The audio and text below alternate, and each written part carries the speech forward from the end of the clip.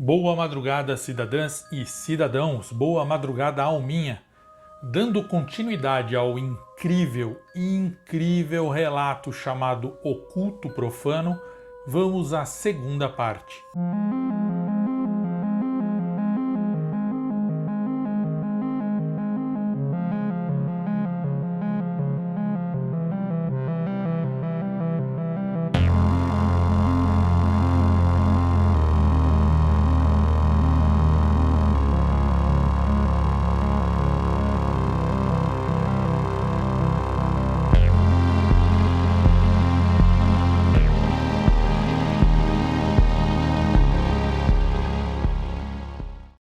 Passei realmente a dormir na casa dos meus empregadores.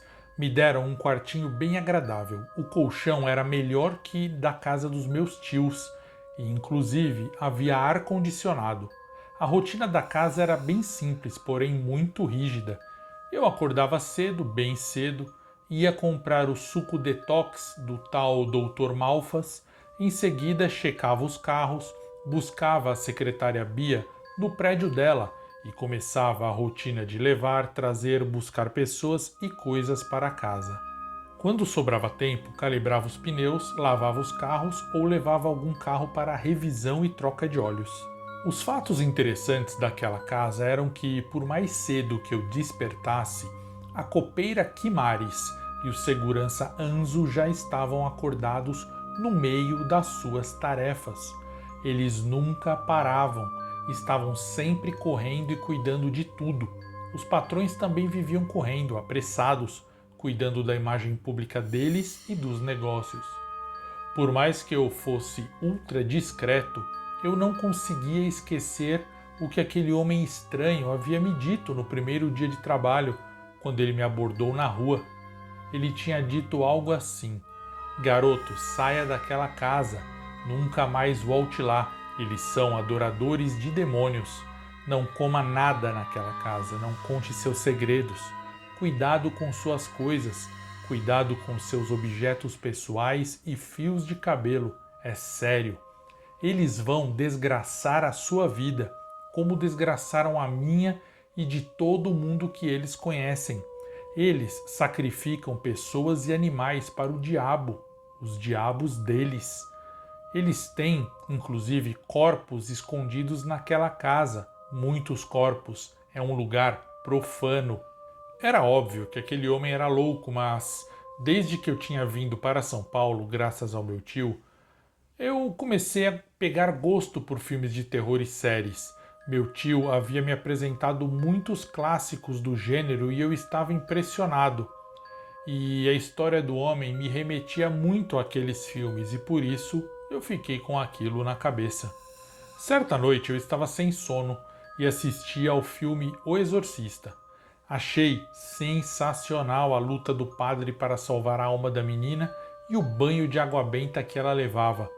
Nessa mesma noite, eu saí do meu quarto para dar uma volta num dos jardins da casa, a parte do jardim que ficava perto da academia da casa. Eu queria ver a lua e tomar uma brisa. Quando estava lá, respirando e quase sentindo a chegada do sono, eu ouvi um barulho estranho vindo da saleta perto da academia. Era a sauna. Olhei para a direção da sauna e vi movimentos. Havia alguém ali dentro. Sem raciocinar muito, fui bem silenciosamente até o local e dei uma espiada pelo vidrinho. A sauna estava ligada e com muito vapor dentro. Eu não curto aquele cheiro de eucalipto, mas sei que Rico gosta. Em meio ao vapor, notei que havia pessoas ali dentro tendo relações. Nesse segundo, lembrei de ser discreto, mas não resisti e me mantive olhando. E eu estava certo. A patroa, dona da casa, estava ardentemente se relacionando com a copeira Quimaris. Ambas tinham cabelos e corpos perfeitos. Eu não havia visto ainda a copeira de cabelos soltos e sem aquele uniforme característico. A moça era realmente muito atraente, assim como a patroa. A copeira tinha várias tatuagens pelo corpo. Uma em especial, um pouco abaixo da nuca, chamou a minha atenção. Era um símbolo que eu nunca tinha visto antes, um símbolo feio e que me causava mal-estar só de olhar. Enquanto eu observava o ato, eu tive a impressão de a copeira notar que eu estava vendo e sorrir para mim. Eu afastei a cabeça da janela e voltei acelerado para o meu quarto. Quando passei pela copinha dos funcionários, no corredor que levava para o meu quarto, eu dei de cara com Anzo, o segurança. Ele estava saindo da copa e eu praticamente bati com o rosto no peitoral de pedra do cara.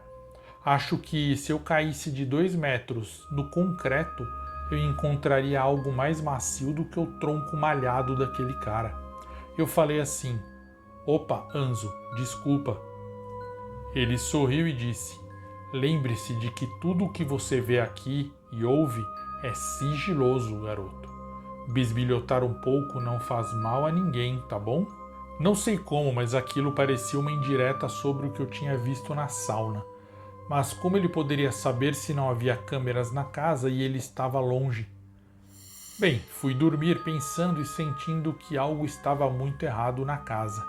E não me refiro à relação da patroa com a copeira, não é isso. É o fato do clima, o ambiente e as pessoas. Nada daquilo era normal. No dia seguinte, fui chamado à sala. Estavam lá Dr. Malfas, a dona da casa, o patrão e a secretária. Eles discutiam e eu cheguei tão devagar que não me notaram do primeiro momento. Então a patroa perguntou: "Tem certeza, Malfas? A Jane não tem jeito mesmo?" O velho confirmou: "Infelizmente, não tem jeito."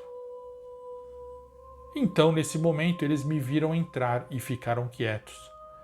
Bia, a secretária, me falou assim: "André, hoje você vai buscar algumas pessoas que passarão um tempo com a gente. Eu vou te dar detalhes, venha." Bia me levou até um dos escritórios pequenos da casa, me deu um envelope. "André, você tem que chegar no aeroporto e ficar na área de desembarque com a placa que está nesse envelope. Encontre a pessoa e depois passe no endereço que está no envelope também e pegue outras pessoas desta casa e as traga para cá, é só isso." Eu concordei e saí. Cheguei cedo no aeroporto e fiquei esperando o desembarque de uma pessoa que viria em um voo de Minas Gerais. Quando começaram a desembarcar, eu ergui a placa escrita Jane. Nisso, uma senhora bem idosa veio em minha direção. Pensei: "Nossa, que rápido!" Ela parou bem em frente a mim, tinha o cheiro horrível. Deduzi que seria insuportável aguentar aquele odor dentro do carro. A mulher pegou na minha bochecha e apertou bem forte e disse assim: "Que garoto lindo! Desta vez eles capricharam." Meio envergonhado, eu perguntei: "A senhora é a Jane?" Ela falou assim: "Ah, meu querido, quem me dera, quem me dera. Manda um abraço para os seus patrões. Tchau." A idosa saiu da minha frente e logo atrás dela, a alguns metros de distância, havia uma moça linda, jovem, morena, cabelo liso e longo, olhos grandes e sorriso largo. Parecia um pouco tímida e ao mesmo tempo muito simpática. Ela olhou e me perguntou: "Você é o André?" Eu concordei e ela falou: "Eu sou a Jane." Eu ri. Ela se aproximou e eu comentei: "Pensei que fosse aquela senhora ali." Ela olhou atrás de mim e falou: "Que senhora?" Virei para trás e realmente a senhora havia desaparecido. Provavelmente entrado no meio da multidão. Peguei as malas de Jane e a conduzi para o carro. Enquanto eu me dirigia para o outro endereço, conversamos. Ela perguntou: "André, você é motorista dos meus tios?" Eu respondi: "Ah, eles são seus tios? Eu não sabia." E a moça disse: "Sim, minha mãe era irmã da Guta." Guta era a patroa, mas aqui vamos continuar chamando ela de patroa. Jane me contou que só tinha vindo para São Paulo 2 vezes na vida. Ela era uma moça muito simples, muito carinhosa e educada. Tinha 18 anos e ia começar a faculdade somente no próximo ano. Ia tirar esse ano para se preparar para o vestibular. Eu acho que nunca tinha me sentido tão bem na presença de alguém. Me senti bem à vontade para ser eu mesmo e conversar. Rimos o caminho todo. Ela me falou da pequena cidade onde morava em Minas, que sua mãe tinha morrido e que ela tinha pouco contato com os tios, mas que sabia que eram muitíssimos ricos. Todo o sustento do braço mineiro da família da patroa vinha daqui. Chegamos no outro endereço. Era uma casa muito simples mesmo. Não tinha campainha, eu bati palmas, e uma senhora saiu com um bebê no colo. Era uma mulher muito simples e humilde mesmo. Devia ter uns 30 anos, mas parecia bem mais. Era desdentada, pele cansada e enrugada. Ela e o bebê entraram no carro e eu perguntei: "A senhora quer que eu busque a sua bagagem lá dentro, algo assim?" E ela falou: "Não, menino, eu não tenho nada não, moço. Eu só tenho eu e o meu tesourinho aqui." Essa mulher vestia uma camiseta de político, uma camiseta furada e bem antiga, de alguma eleição esquecida.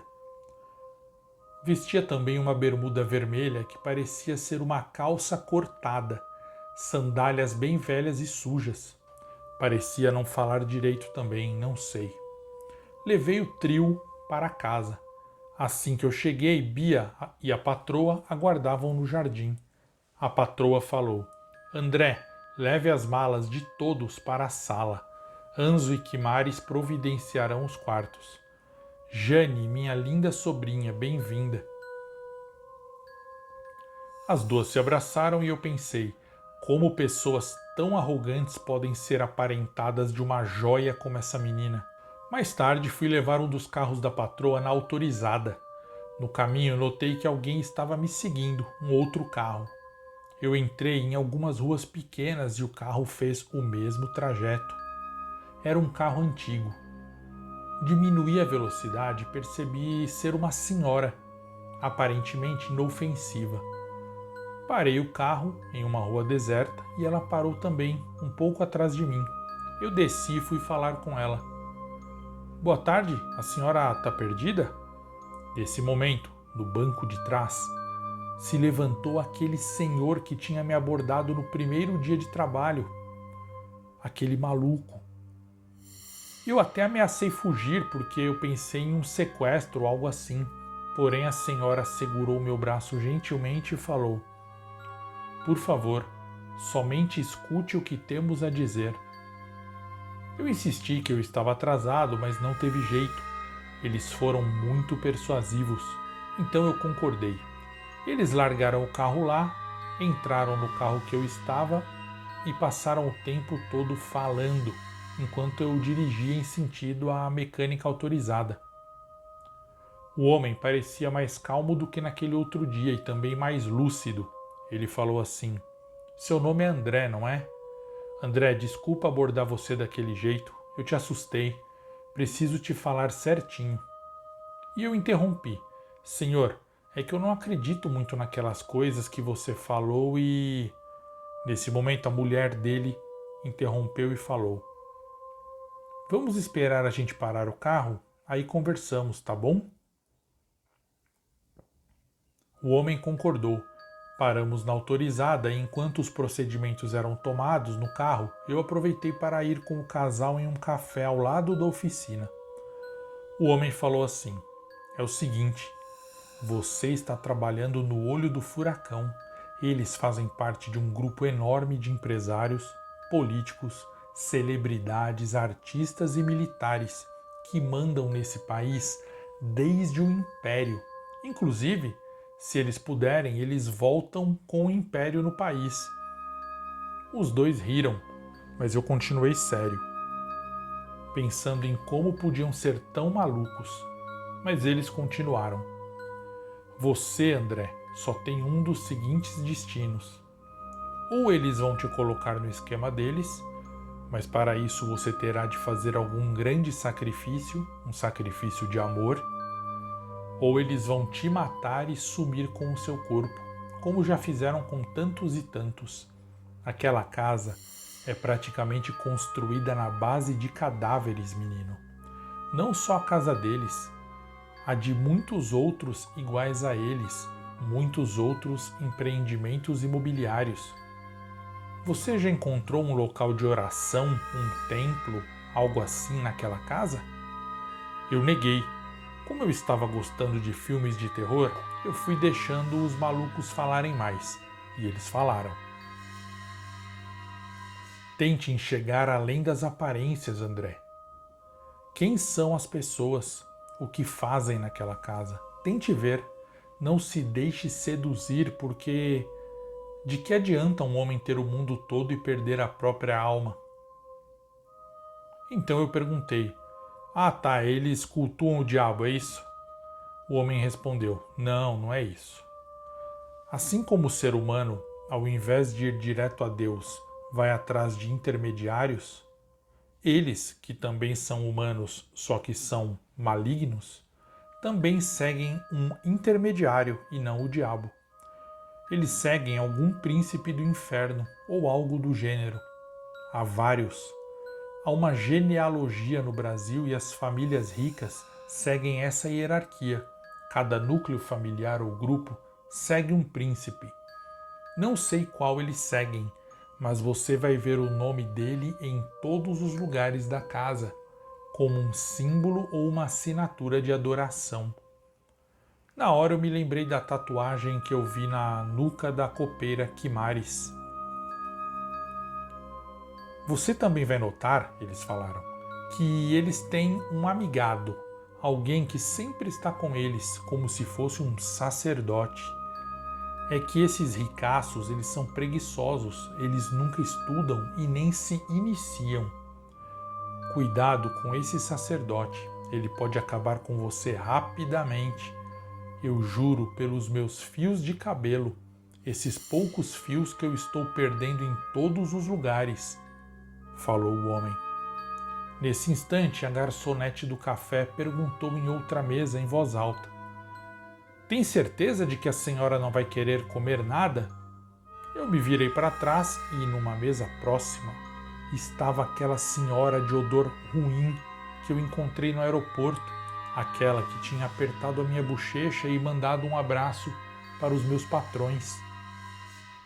Ela olhava para a nossa mesa e sorria escancaradamente. Eu me virei e o casal já estava assustado. O homem falou assim, pelo visto aqui não é seguro. É o seguinte, menino, eu não sei o que eles estão tramando, mas é bem pesado e vai acontecer logo. Posso te dar dinheiro para você me manter informado. Você aceita? Eu rejeitei e ele continuou. Por favor, eu preciso que você me conte tudo o que estiver acontecendo de estranho na casa. Entra no meu site e leia o texto que eu deixei lá. Explica muita coisa. Fique atento, não coma nada e nem beba. Cuide dos seus pertences. Eu respondi, olha, o casal lá da casa é muito estranho mesmo, mas nada assim. Eles devem ter sofrido algum trauma por causa da perda do filho. Eu vi um quarto de criança lá. Nisso, a mulher me interrompeu. Perda? Tem certeza de que perderam? Ou foi um sacrifício? Lembre-se, um sacrifício de amor. Eu fiquei enojado com aquilo que ela falou e me levantei. Joguei uma nota na mesa para pagar a conta e falei assim, com esse dinheiro dá para pegar um táxi até onde vocês deixaram o carro de vocês. Tchau, não me procurem mais. Voltei para casa transtornado. Cheguei lá e o segurança Anzo já me aguardava na garagem. Ele falou assim, André, eu já te falei das câmeras, não, garoto? Eu concordei e disse, sim, que não tem câmeras na casa, eu já sei. Ele respondeu, não ter câmeras não significa não ter olhos. Temos olhos em todos os lugares, não só na casa, ouviu? Eu ignorei, olhei feio e entrei. Dei de cara com a Jane na piscina. Estava com um maiô antiquado, mas estava muito bonita. Ela me viu e acenou. Olha, se não fosse a relação patrão e empregado, eu pulava na piscina com ela. Nesse instante, Bia me chamou. André, pode vir aqui um minuto? Eu a segui até o escritório. Lá estava o Dr. Malfas. Bia se sentou de frente para mim e ele falou: André, preciso que você saiba que temos muitos empreendimentos e, com isso, muitos inimigos. Muita gente vai tentar prejudicar esta casa e as empresas da família, com mentiras, com ataques. Você sabe disso, não? Eu concordei com a cabeça, mas já pensei: ferrou. Descobriram, vou levar bronca. Pobre não pode arrumar um empreguinho razoável que logo perde. Bia continuou: pois eu preciso que você me diga se alguém procurou você nesses dias. Eu neguei. Bia sorriu e olhou para o Dr. Malfas, que disse assim: Maria Beatriz, um chá cairia bem agora, não? Bia concordou e serviu 3 xícaras. Uma para mim, uma para ela e uma para o Dr. Malfas. Estranhamente, eles não beberam, mas ficaram me encarando até eu tomar. Eu dei uma bicadinha mínima, pois eu detesto chá. Eles ficaram em silêncio por cerca de 1 minuto, até que o Dr. Malfas pigarreou. Então, Bia perguntou: André, eu preciso que você diga se alguém procurou você nesses dias. Eu estranhei ela ter repetido a mesma pergunta de antes. E eu pensei, vou reafirmar que não, pois assim ela vai acreditar em mim. Fui reafirmar a minha resposta, mas as palavras que saíram da minha boca foram contraditórias. Eu respondi: sim, um casal de idosos. Eles... Então, eu contei em detalhes tudo. Eu não acreditei que as palavras fugiam da minha boca contra a minha vontade. Então, por fim, quando eu acabei de falar, Malfas perguntou: Certo, André, eles te deram algum papel, algum cartão ou deixaram algo físico para você? Eu respondi: não, mas eles entraram no carro. Nesse instante, aparentemente, os dois, Dr. Malfas e Bia, se deram por satisfeitos com seu interrogatório e se levantaram. Eu fiquei lá, sentado, sem entender como eles conseguiram arrancar de mim as informações. Qual seria esse soro mágico da verdade que tinha naquele chá, pois eu mal molhei o lábio? Antes de sair, Malfas falou assim: André, o verdadeiro poder vem do intestino.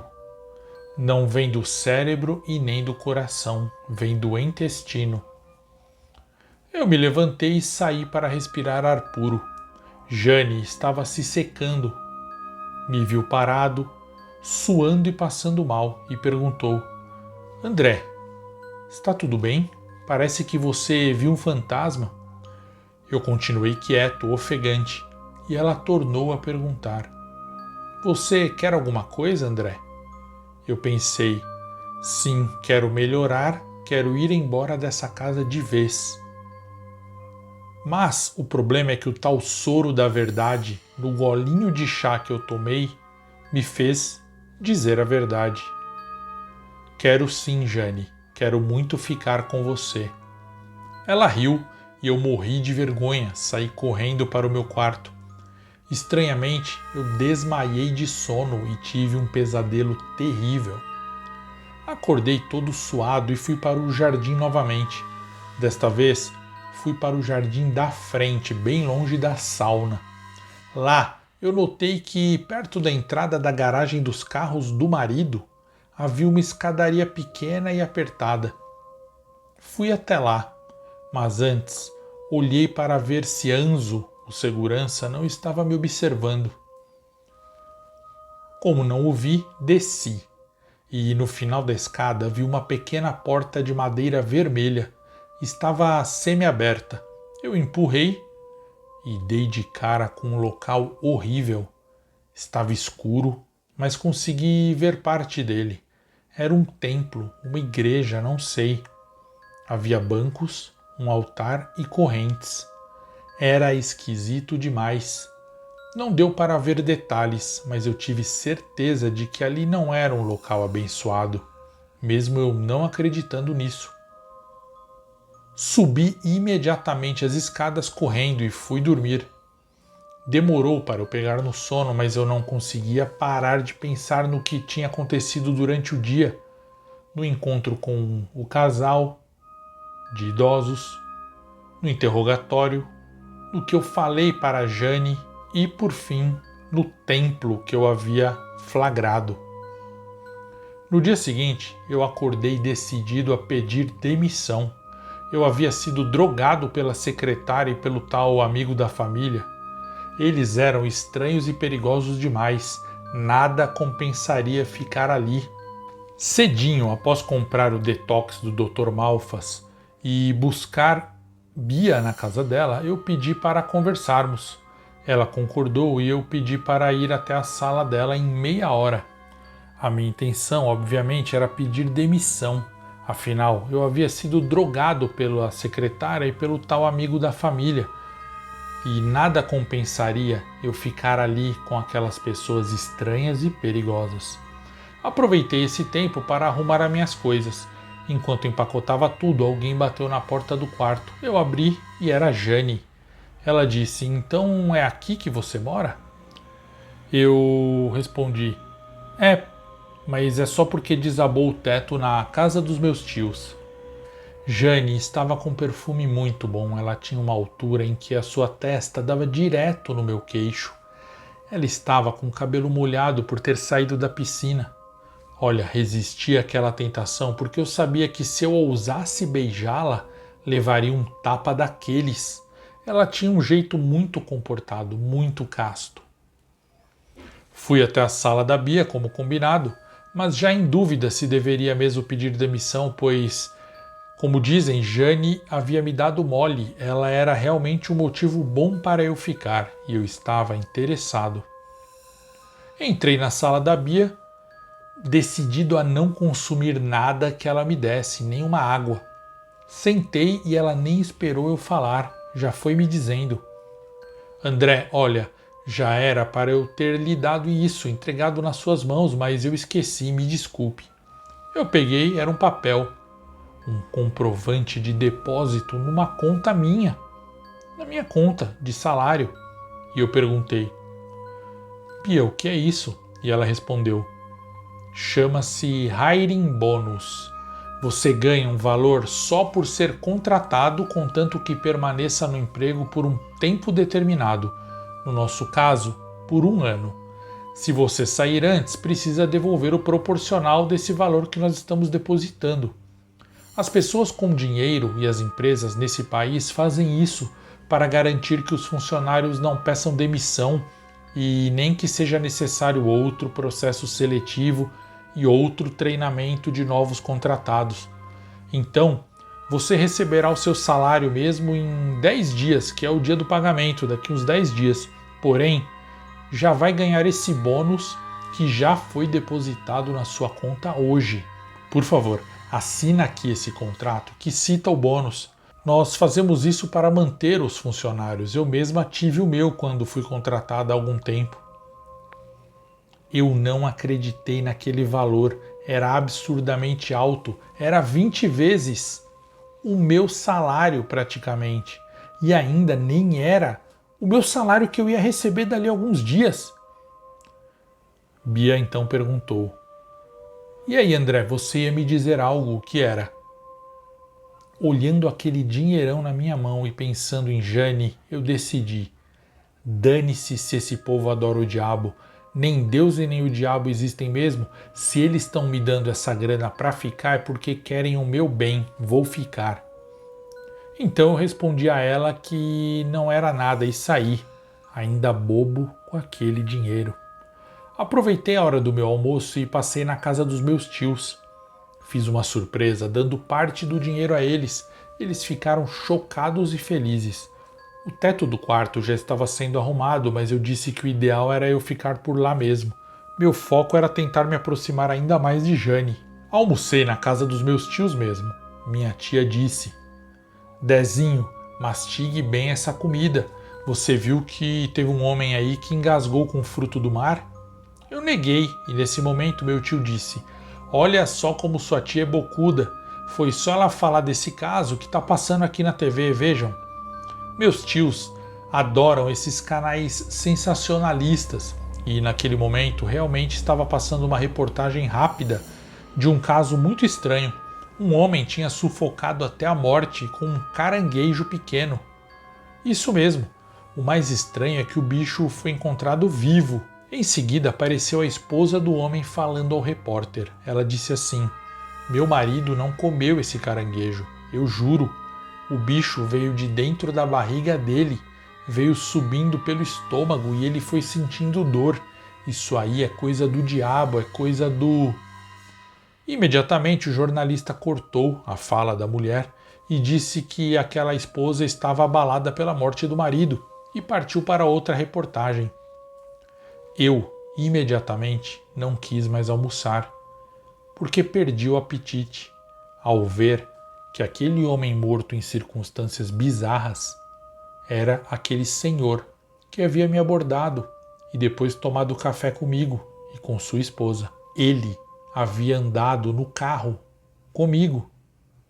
Então, nesse momento, eu lembrei dele falando: Eu juro pelos meus fios de cabelo, esses poucos fios que estou perdendo em todos os lugares. E eu pensei: malditos satanistas.